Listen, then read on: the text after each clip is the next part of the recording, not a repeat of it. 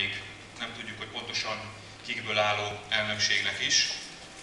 Rövid üzenetet szeretnék valóban átadni nektek, és furcsa módon nem a jövőről fogok beszélni a fiataloknak, mert a jövő az számomra az én szememben teljesen egyértelmű, tiétek a jövő. Jobbiknak meg kell nyerni a választást, ezek ilyen egyszerű dolgok, úgyhogy erről én nem beszélnék többet.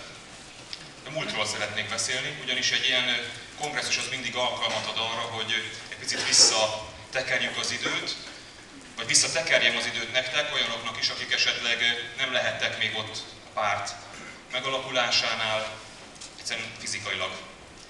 Talán még nem is foglalkoztak politikával, talán még egészen más dolgok foglalkoztatták őket korukból fakadóan, viszont akkor már nagyon fontos alaptételek lettek lerakva ennek a pártnak az életében, és én egészen 2003. október 24-ig a párt megalakulásáig szeretném most visszatekerni az időt, és egy picit megidézni annak a pártkongresszusnak a hangulatát.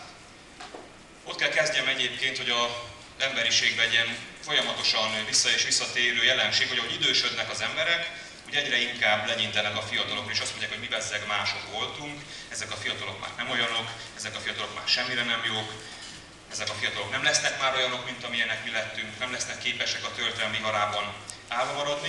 Én ezt teljesen másképp gondolom.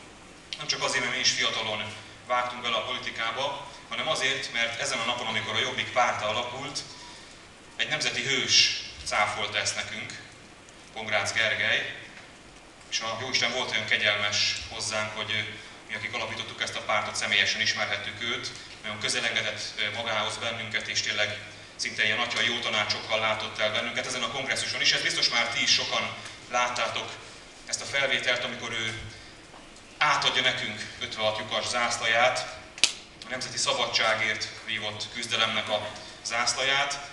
És ugye nem véletlen, hogy ennek a nemzetnek, a mi nemzetünknek, a magyarnak, a nemzeti ünnepei azok mind-mind szabadságharcról szólnak, a szabadságért vívott küzdelemről. És hát nem hiszem, hogy szavakban lehet önteni azt a fajta megtiszteltetést, amit akkor mi ott, talán olyan idősen, mint itt ti, akik itt ültök, ettől a nemzeti hőstől ezt a fajta terhet, ezt a felelősséget megkaptuk.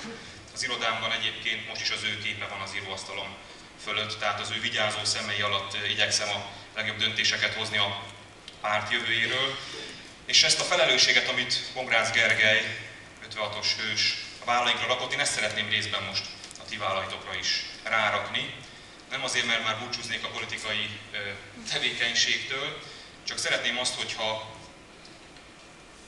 korotoktól függetlenül átéreznétek, hogy mibe vágtatok. Nem szeretnélek benneteket lehangolni, vagy elvenni a kedveteket mindattól, amit a Jobbik jelent, meg a Jobbik ifjúsági tagozata. Tehát nem azt kérem tőletek, hogy ilyen gyomorbajos fiatalokká váljatok, akik nem szórakoznak, nem szeretnek társaságba járni, nem akarják magukat jól érezni, egy kicsit kirúgni a hámból. Ez teljesen természetes, hát az lenne a furcsa, hogyha nem volna ilyen igény bennetek.